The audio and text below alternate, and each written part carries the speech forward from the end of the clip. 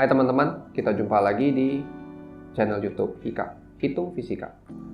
Pada video kali ini kita akan membahas materi tentang pemantulan cahaya. Mari kita mulai. Cahaya dapat dipantulkan, dapat dibiaskan. Pemantulan cahaya yang kita kenal yaitu menggunakan alat yang namanya cermin. Cermin yang kita ketahui ada cermin datar dan cermin lengkung. Cermin lengkung itu sendiri dibagi atas cermin cekung dan cermin cembung. Sedangkan pada materi pembiasan cahaya, kita akan mengenal lensa sebagai alat untuk membiaskan cahaya. Jadi di lensa juga ada lensa cekung dan lensa cembung. Pada pembahasan kali ini kita akan memfokuskan lebih kepada perhitungan fisika pada cermin cekung dan cermin cembung. Ya. Nah, jenis-jenis pemantulan yang akan kita ketahui, kita jumpai yaitu ada pemantulan teratur dan pemantulan baur atau difus. Pemantulan teratur pada permukaan licin, jadi arah pemantulannya teratur. Sedangkan pada pemantulan baur, arah pemantulannya tidak teratur ya. Terjadi ini pada permukaan yang kasar. Jadi pada permukaan yang licin kita jumpai yaitu cermin. Pada pembahasan pemantulan cermin, kita akan mengenal rumus untuk cermin cekung dan cermin cembung. Jadi rumusnya 1/F sama dengan 1/SO ditambah 1/SI.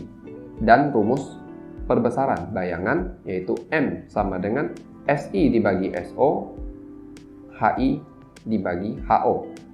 Variabel yang ditampilkan di sini apa saja? Mari kita lihat. F adalah nilai dari fokus cermin. Jadi nanti teman-teman bisa lihat di soal. Fokus cermin ini akan bernilai positif kalau cerminnya adalah cermin cekung. Dan bernilai negatif kalau cermin cembung. SO adalah jarak benda ke cermin. SO bernilai positif jika benda berada di depan cermin. SO bernilai negatif jika benda berada di belakang cermin. Berikutnya variabel SI. SI adalah jarak dari bayangan yang terbentuk ke cermin. SI bernilai positif jika bayangannya nyata terbalik. SI bernilai negatif jika bayangan yang terbentuk adalah maya dan tegak. Variabel selanjutnya yaitu M. M di dalam rumus ini adalah nilai perbesaran cermin. Jika nilai M yang kita peroleh di atas 1, maka bayangannya diperbesar. Jika M sama dengan 1, maka ukuran bayangan akan sama dengan ukuran benda. M yang lebih kecil dari 1, maka bayangan itu diperkecil dari ukuran asli bendanya. Sedangkan variabel HO adalah tinggi benda, HI adalah tinggi dari bayangan yang terbentuk. Jadi ini adalah variabel yang ada di rumus yang akan kita pakai pada perhitungan cermin cekung dan cermin cembung yang akan kita bahas ke depannya. Nah, bagaimana kita terapkan rumus-rumus tadi ke dalam contoh soal? Kita lihat contoh nomor 1. Sebuah benda diletakkan 6 cm di depan cermin cekung. Jadi benda ini diletakkan 6 cm di depan cermin cekung. Maka variabelnya yaitu SO. Jarak benda ke cermin 6 cm. Karena berada di depan cermin cekung, maka SO-nya positif. Fokus cermin 4 cm. Nilai F juga positif karena dia cermin cekung. Pertanyaan di soal nomor 1, hitunglah jarak bayangan dari cermin. Jarak bayangan dari cermin adalah SI. Maka kita pakai rumus 1/F sama dengan 1/SO ditambah 1/SI. Masukkan nilai fokus positif ya. SO-nya 6 1/4 SI. Ya, 1/6-nya kita pindahkan. Kita samakan penyebut. 4 dengan 6, KPK-nya 12.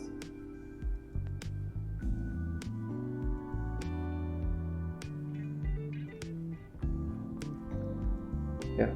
Selanjutnya 3 dikurang 2, 1 dibagi 12 sama dengan 1/4 SI. Maka nilai SI adalah 12 cm. Ini jawaban dari soal nomor 1. Ya, teman-teman bisa lihat di sini cara kerjanya. SI yang kita peroleh adalah positif, maka SI positif, bayangan ini adalah nyata terbalik. Demikian cara kerja soal nomor 1. Mari kita lihat contoh nomor 2. Sebuah benda diletakkan 6 cm di depan cermin cekung dengan fokus 3 cm. Bendanya SO 6 cm, jaraknya diletakkan di depan cermin, maka SO-nya bernilai positif. Fokus 3 cm, fokus di sini juga bernilai positif karena cermin cekung ya. Kalau cermin cembung, nilai F-nya negatif. Pertanyaan di nomor 2 ini, hitunglah jarak bayangan dari cermin.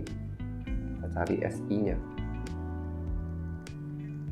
1/F sama dengan 1/SO ditambah 1/SI. Fokusnya 3, jarak bendanya 6 cm. Kita cari SI. Jadi 1/6-nya kita pindahkan dulu. Kita samakan penyebut supaya pecahan ini bisa dikurang.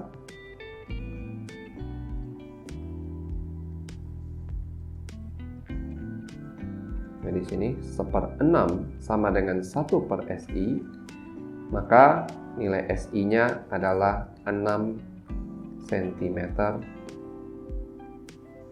positif ya. Nilainya 6 cm positif.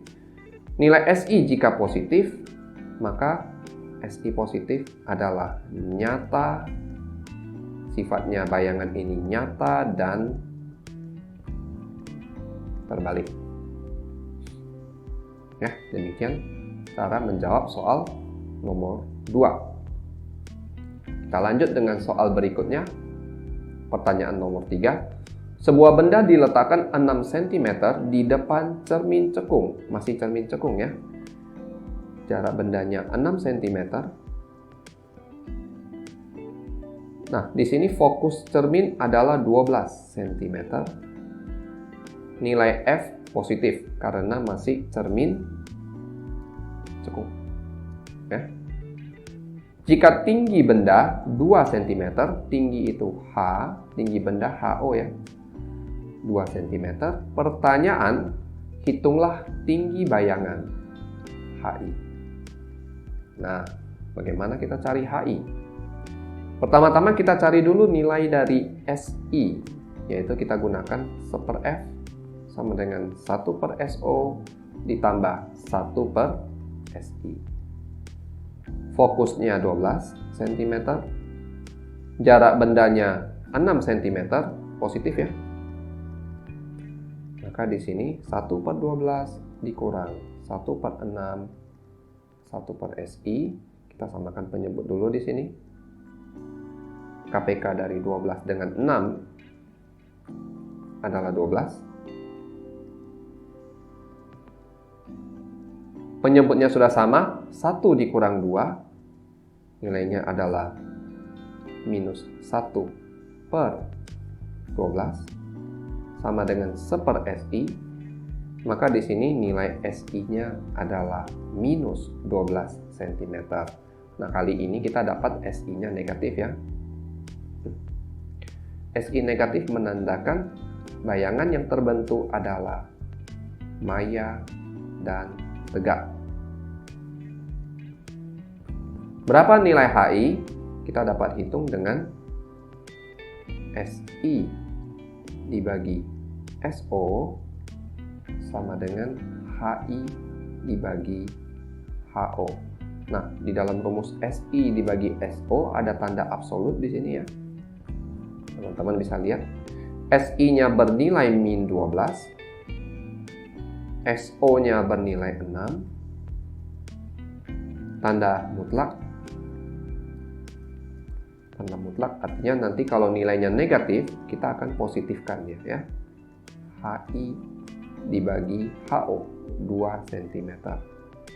12 dibagi 6 sisa 2 dikali 2 cm. Maka nilai HI adalah 4 cm. Nah, teman-teman bisa lihat dari sini. Nilai dari tinggi benda 2 cm. Nilai dari tinggi bayangan, tingginya sekarang menjadi 4 cm. Artinya bayangan ini diperbesar. Jadi ukuran bayangannya diperbesar oleh cermin cekung tadi. Bendanya setinggi 2 cm ya. Dengan cermin cekung akan menghasilkan bayangan dengan ukuran makin besar, 4 cm. Nah, begini. Demikian ini penjelasan soal nomor 3. Soal terakhir, kita lihat soal nomor 4. Sebuah benda diletakkan 6 cm di depan cermin cembung. Nah, kali ini kita akan mengenal pengerjaan untuk cermin cembung dengan fokus 3 cm. Apa perbedaannya dengan cermin cekung? SO, jarak benda masih 6 cm. Nah, di sini perbedaannya adalah F-nya akan bernilai negatif. Jadi, teman-teman jangan lupa ya, masukin negatif di data fokus untuk cermin cembung ya, nilai fokusnya negatif di sini. Hitunglah tinggi bayangan yang terbentuknya. Jadi di sini tinggi bendanya belum diketahui, kita buat saja tinggi bendanya adalah 6 cm. Kita buat tinggi benda 6 cm juga ya, jaraknya 6 cm, tingginya juga 6 cm. Bagaimana kita mendapatkan tinggi bayangan? Kita cari terlebih dahulu nilai dari SI, 1/F, 1/SO, ditambah 1/SI. Jadi di sini teman-teman jangan lupa nilai dari F-nya adalah -3. Jangan lupa minusnya ya. SO-nya 6. Kita cari SI. Jadi ini minus 1/3 dikurang 1/6 sama dengan 1/SI. Kita cari KPK-nya.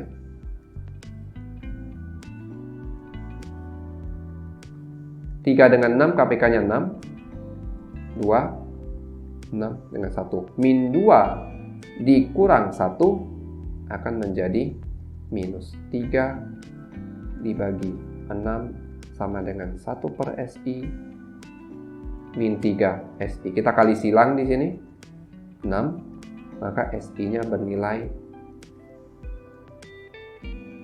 -2 cm.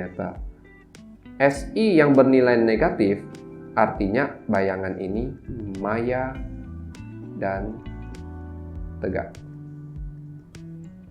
Lalu bagaimana mendapatkan tinggi bayangan? Kita bisa pakai SI dibagi SO, HI dibagi HO ya. Tentunya SI dibagi SO di sini ada tanda absolut. Ya, absolutnya SI berapa? -2. SO-nya 6. HI dibagi HO-nya 6. Maka nilainya min 2 dibagi 6 seharusnya min 1/3, negatif 1/3. Karena ada tanda absolut, nanti nilainya menjadi positif ya. Oke, ini akan mendapatkan tinggi bayangan 2 cm. Nah, teman-teman bisa lihat di sini ya. Tinggi awalnya 6 cm, Sekarang setelah dipantulkan oleh cermin cembung, tinggi bayangannya 2 cm, berarti ukurannya diperkecil. Oke, inilah cara menghitung untuk kasus cermin cembung. Ya. Nah, dari hitungan yang ada, kita bisa membuat kesimpulan teoritis untuk kasus cermin cekung dan cermin cembung. Nah, cermin cekung fokusnya bernilai positif, maka cermin cekung nilai F-nya positif, berarti fokus ini ada di depan cermin cekung. Fokus untuk cermin cekung ada di depan cermin. Sehingga benda yang kita letakkan di depan cermin cekung akan mengalami beberapa model sifat bayangan. Ya, posisi benda bisa lebih jauh dari nilai 2 kali fokus, maka bayangan yang terbentuk nantinya akan menghasilkan bayangan nyata terbalik diperkecil, dan bayangan itu akan muncul di antara area fokus dan 2 kali fokus. Jika benda di depan cermin cekung berada di 2 kali fokus, maka bayangan itu akan terbentuk nyata terbalik dan posisi bayangan ada di 2F, di 2 kali fokusnya. Ini teman-teman bisa lihat dari pembahasan tadi yang contoh nomor 2. Ya, contoh nomor 2, di mana posisi benda berada di 2F. Maka bayangannya juga akan muncul di 2F sini. Ya. Jika benda berada di antara F dan 2 kali fokus, maka bayangan yang terbentuk adalah nyata terbalik dan size-nya akan diperbesar. Jadi kalau benda berada di dalam sini, bayangan yang terbentuk pasti diperbesar dan posisinya di belakang 2F. Ya, nanti teman-teman bisa lihat dari contoh soal yang ada. Untuk cermin cekung, perhatikan posisi fokus. Benda itu berada di area mana? Jika benda berada di antara fokus dan cermin cekung, ini akan terbentuk satu-satunya bayangan maya pada posisi benda di depan cermin cekung.